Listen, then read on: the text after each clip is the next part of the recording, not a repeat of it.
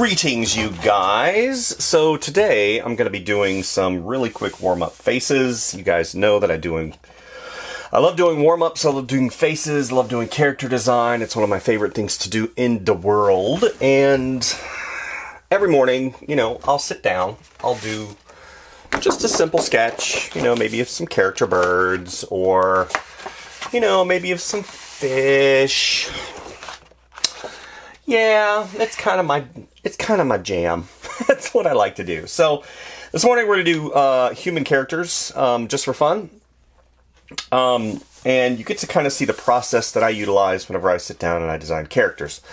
Every single time I sit down, it's a little bit different. It's a little bit, I come at it a little bit different. And I always want to have some type of direction that I'm going. So today we're just going to be, just having some fun with some character faces, right? I need to move this over a little bit because I'm getting a little bit of hitting my hand on that just slightly. So hopefully everybody's been having a fantastic week. It is, of course, Friday, which you guys know how I feel about Friday. I love Friday. Back in the day, whenever I was working at the studio, I always would play the song, It's Friday, I'm in love with you. And it kind of, right at around 4 o'clock, right, I would hit that song.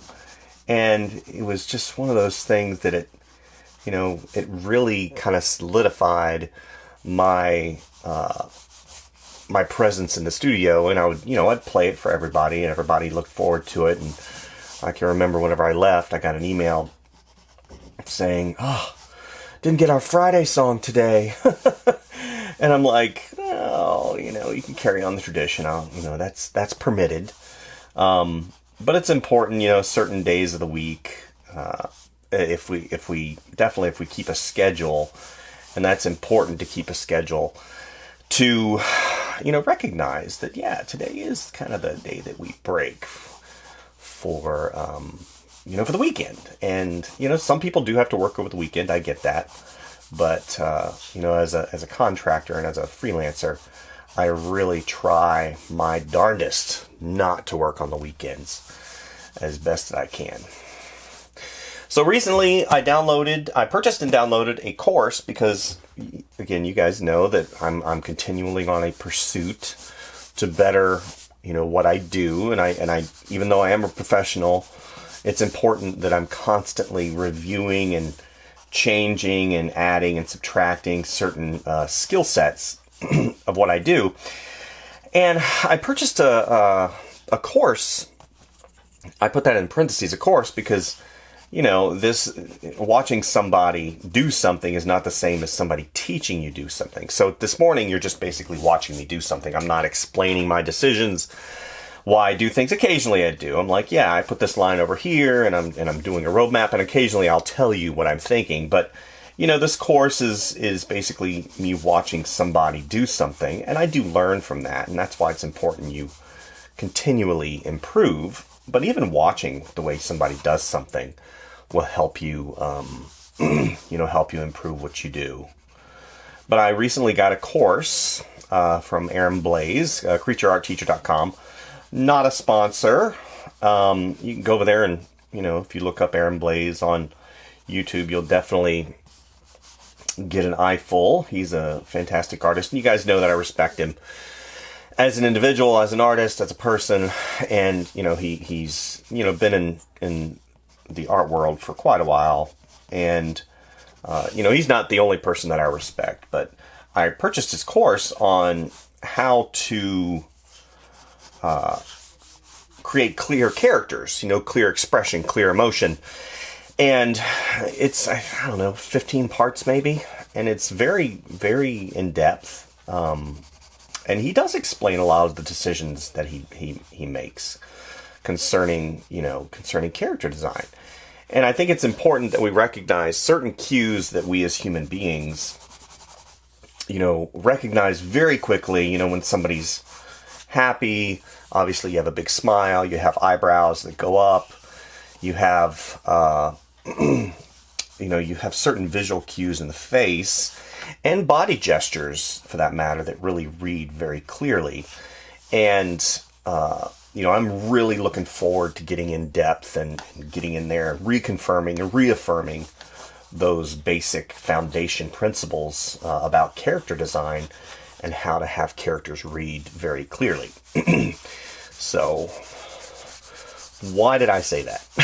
Other than to fill up the space of the silence. I say that because I'm trying to encourage you to, look around at your world. I'm trying to encourage you to, observe a little bit more. As artists, we definitely are observers of life. We're definitely recorders of life. And there's a lot of sadness in the world today. I'm looking around and I'm seeing, things happen very quickly, from wars to economies changing to a lot of those things. And, people are lost, and people are, I talked to a friend of mine even yesterday, listening to him talk about his life over the past few years was very sad. And, I think that these little moments that we have to sit down and draw and create really can help us. I talk a lot about stress drawing. I talk a lot about drawing in general and creating. And, sometimes this can remove us from all of the things that we see and hear on the news. And really, I encourage you to get in there and have some fun. Okay, so now that we've gotten past all of the rigmarole and stuff that I talk about whenever I sit down and draw with you guys, character design. That is something that a lot of people ask me about. Character design. How do I design characters? And my general philosophy is you need to be an observer of life. You need to look around. You need to say, oh, why is that person dressed the way they are? Why are they wearing those colors? What is going on? What is the expression that they have, and why do they have it? And if you look around, there's a lot more going on than you think there is. And different body shapes, different postures, even going so far as to, I used to do this when I was in college. I would go to the airport and I would people watch. You can't do that so much anymore, just because of the timbre of our society, and you don't want to sit there and look at people and watch people. You might have security come up and ask you to move along. But yeah, people watch. Be a watcher of people. Be a watcher of animals. Be a watcher of the world around you, and why certain things happen. It's important that we as artists and artisans continually look at what we're doing in a way that helps us understand why certain decisions are made. Certain colors, certain shapes.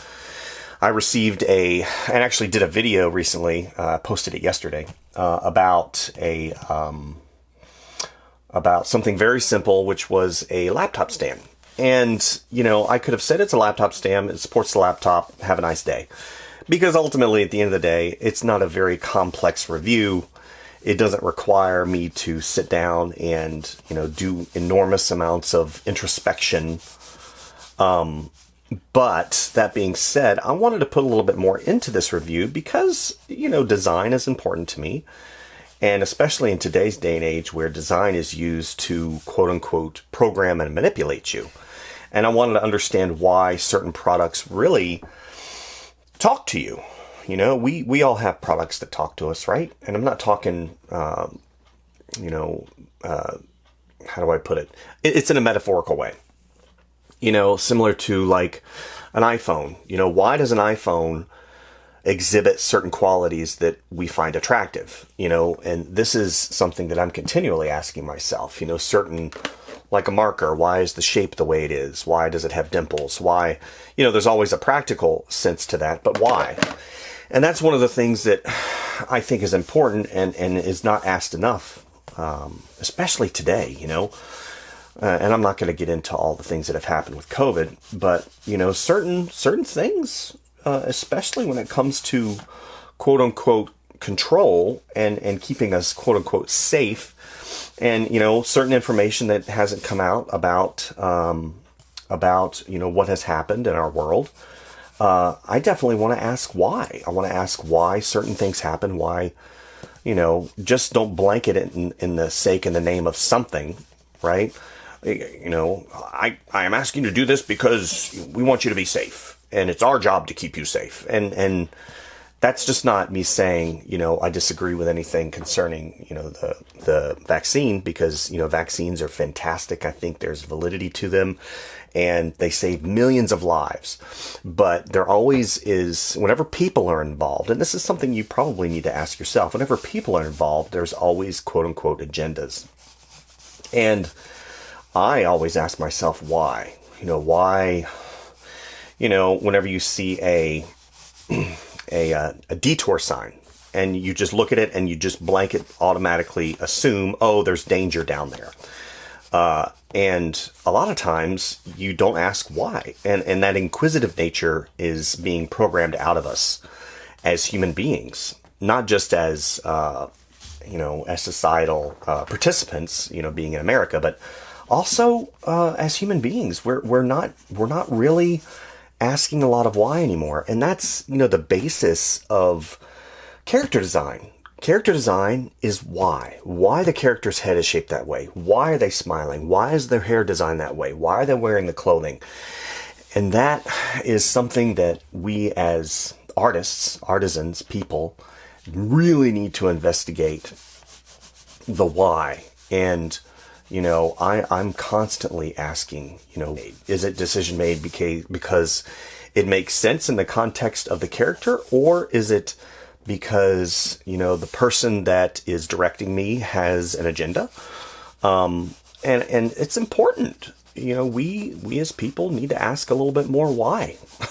So, and sometimes, the reason why is completely different than what we thought, and, it blows my mind, especially today's day and age with all the technology we have and all the quote unquote intelligence and sense that we have, that we don't ask more why. So that's basically what I'm trying to iterate to you. As a character designer, as an illustrator, as a creator, as an observer of life, you really, really need to ask that why question. And sometimes the answer as to why something is or why something happens will be completely different than what you thought. And that's the excitement. That's the excitement. It's like, truth is never perception. It should never be perception. Truth should be truth, and it should have a standard that it's measured to, right?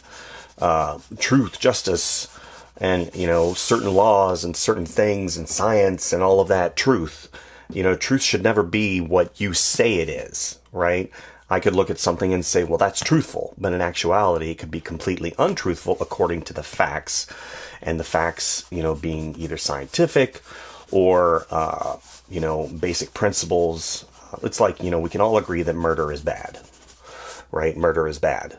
But if you put it in a context of observation, murder could be justified based upon certain moments and certain principles and certain things in your observational world. So again, truth, of those observable things really should be asked why. You need to ask why. I remember being in the Disney world, and I bring this up a lot because Disney again is that standard of creativity. So we talk about that standard of why. Creativity. Disney has a very long legacy of explaining why certain things happen in the creative world and in their films. And we respect them because they have an emotional connection.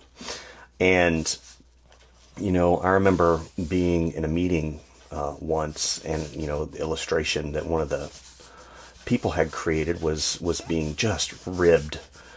And he couldn't explain why he made certain decisions. And the art director was like, you always need to understand the decisions you make, right? You need to understand why you have the eyebrow, why you have the head shape that it is. Because what happens is, if you don't, then the observer, whoever the client or whoever, even me, he's like, I'm going to look at this and I'm going to have a way of discerning and looking at it, because art is objective.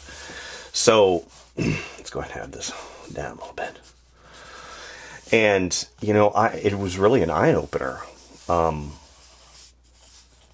to the whole art making process. And that's why now I will always, you know, I had a session recently with students, and I asked the question, you know, why do you want to be an artist?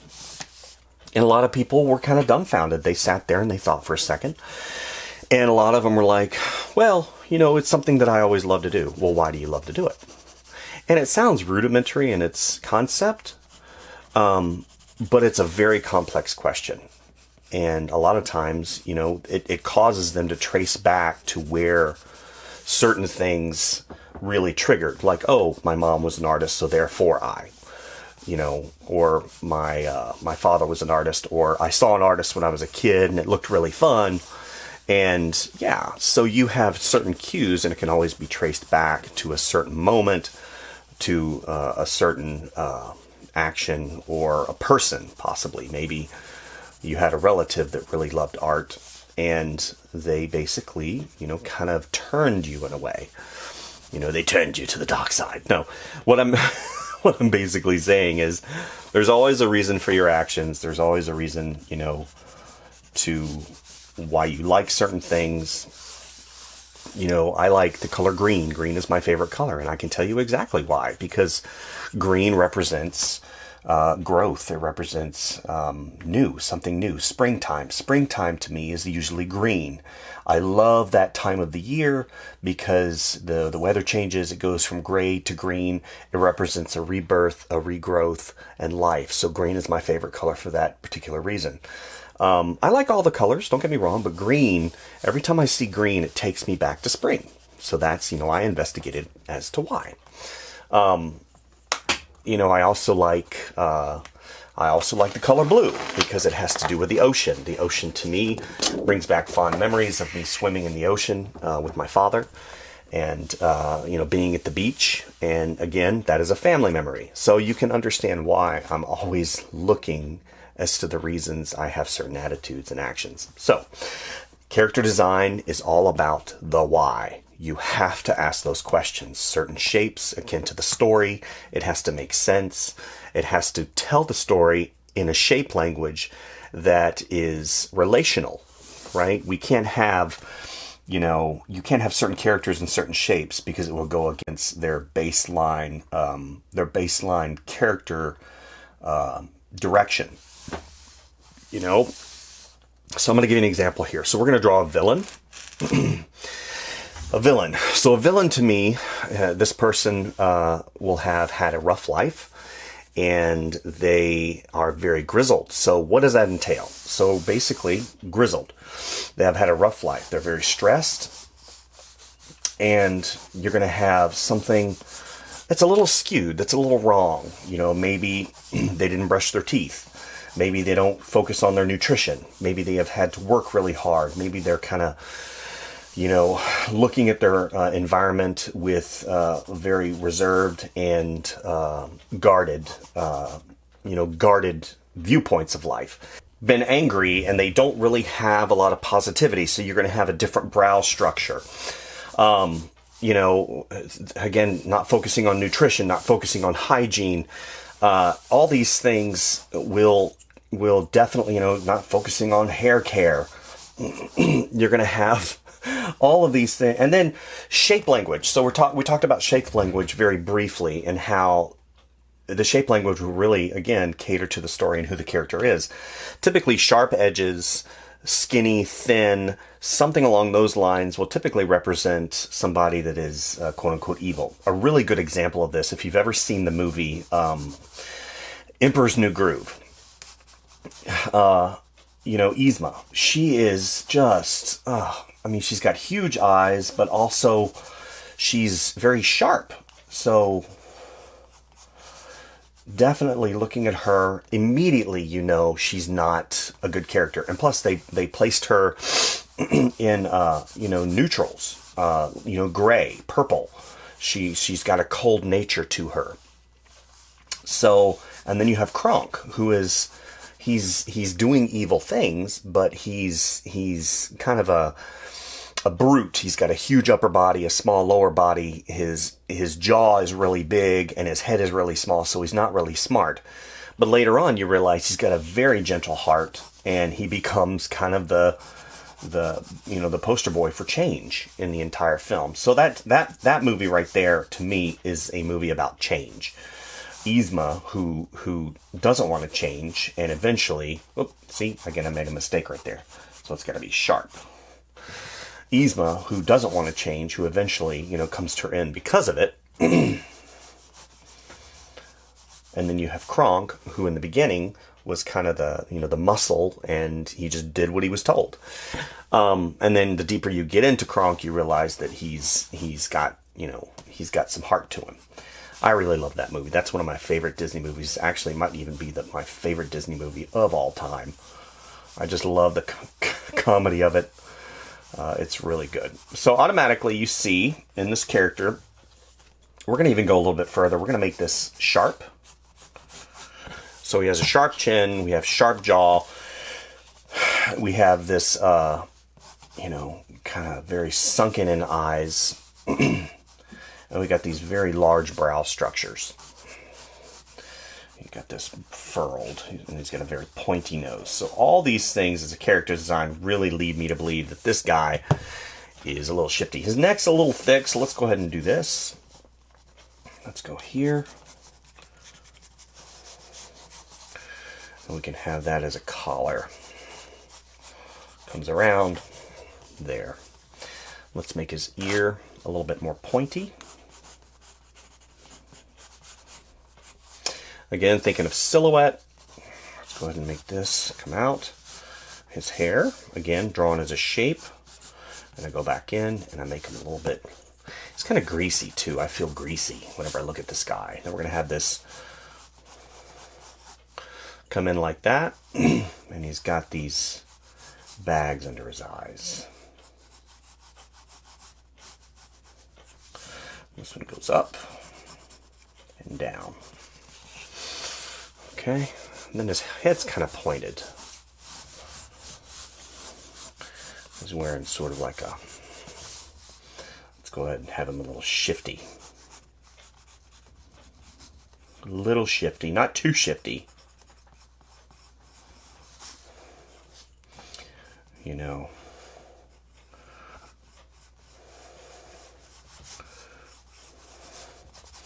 Let's go ahead and shade right here. Got that bandana come down. And then he's got his hair that comes out. He's got a little bit of hair coming out here. There.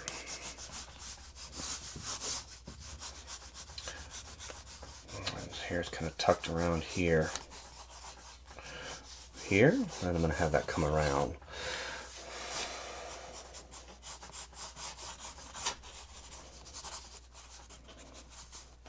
And then now I'm just going back and redefining some of those areas that I want to spruce up. And he's got these furrowed brow, comes around here, and then it goes like that.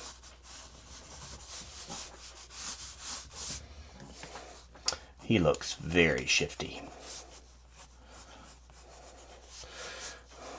Okay, so he hasn't really focused on nutrition a lot, so he's a little thin. Let's go ahead and give him really just yucky teeth. Maybe he's missing one or two.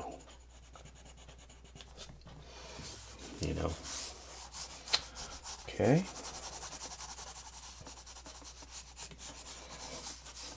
So you can definitely look at him and say, villain. Some type of shift, right?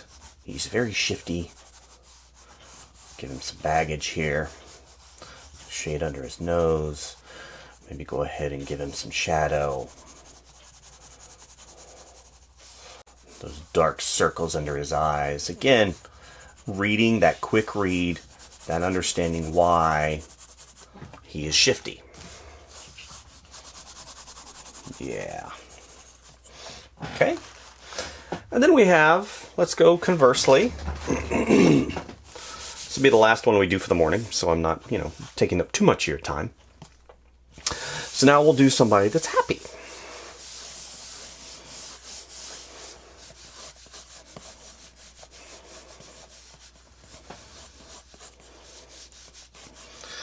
Again, happiness. Happy may include a smile. It may include some type of gesture. You know, typically happy includes a smile. We definitely want to agree on that. So we're going to make his nose a little bit bigger since we want him to be quote-unquote friendly, a little bit older. Okay.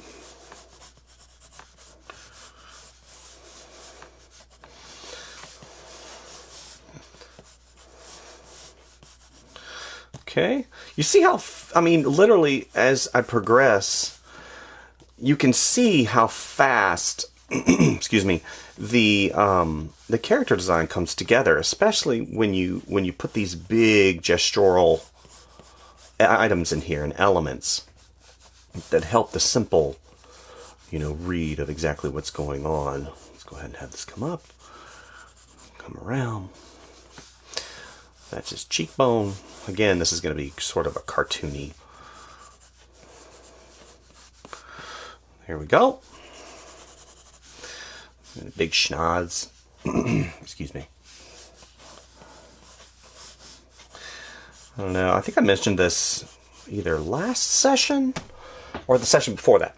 Been watching a lot of Egyptian documentaries, which I love. History. I love documentaries. I love science. I'm just one of those, you know, weirdos that watches a lot of documentaries. It's like I have a hunger. It also helps me unwind at night. So, watching a lot of stuff on ancient Egypt, and man, it's just so fascinating. I had no idea that you know, Cleopatra was the last pharaoh, but she wasn't. They didn't call them pharaohs. She wasn't even Egyptian, which I thought was fascinating. You know, being Greek, and then she adopted a lot of the Egyptian practices and dressed like an Egyptian. But she wasn't native Egyptian, which I thought blew my mind. I thought she was, but she wasn't. She was called a Ptolemy, which is basically, you know, the Greeks conquered the Egyptians, and then they put in sort of like their own government structure, and, you know, took a lot of their practices, and very fascinating stuff. So anyway, you know, watching, you know, how the mummies were constructed, and how they you know, the Greeks really adopted a lot of the practices of the ancient Egyptians, and that was just, gosh, it was so fascinating. I love watching the documentaries and stuff. Okay, so we can automatically know right now that this is a happy person. It's pretty simple because he's smiling. So let's go ahead and we'll construct the eye. So we have the eye, and then we have this big cheekbone that comes around. We're going to have a couple.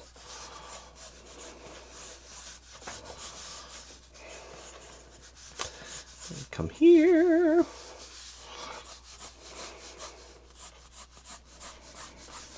And then that comes down. So we're going to have his hair with his little sideburns. Whoops. Starting to lose part of my pencil. There we go. Let's have this other eyebrow right here, more defined.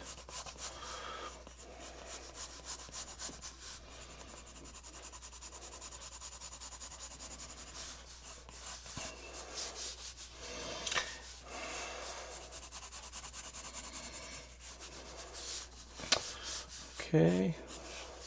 Let's go and have this. I'm doing it again, aren't I? So we do this, and then we do this, and then we do this, and this, and this, and boom, and then we're done. I can hear that student. This is what you do. You are not telling me what to do. And I'm like, oh crap, you're right. So yeah, so I started out with a basic shape. I determined the center line, and then I just started creating that roadmap. Let's give him a turtleneck. I started creating that roadmap, you know? You're like, roadmap? What is this? Geography? In a way it is. You know, that roadmap to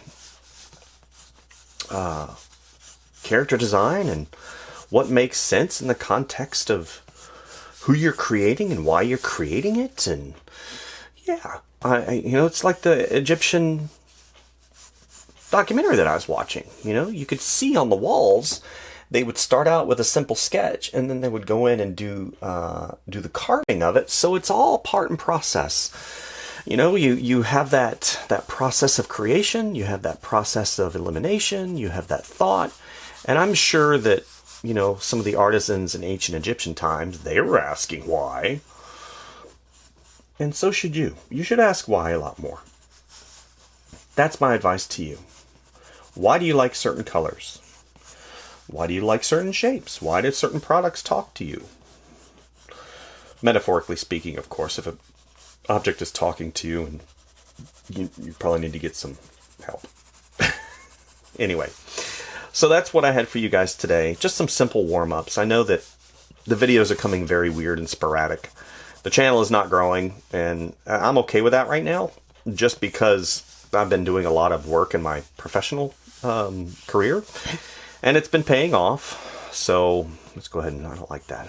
Yeah, that's much better. He's much happier whenever I do that. All right.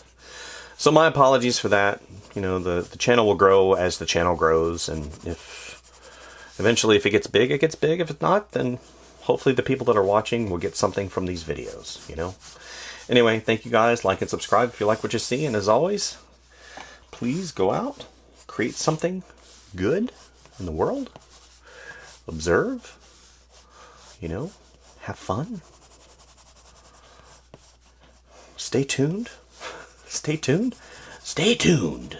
Thought about doing a really quick explanation of some of the practices that I have in Photoshop that I utilize that help really speed up my workflow, especially when creating art files for professional work, because a lot of times whenever you create stuff for professional work, you have to keep it in layers, and they have to be able to be pulling stuff out of it because they want to maximize their dollar value.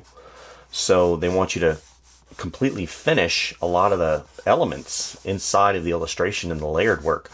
And that can be a challenge. And even in Illustrator, how do you create layers in Illustrator?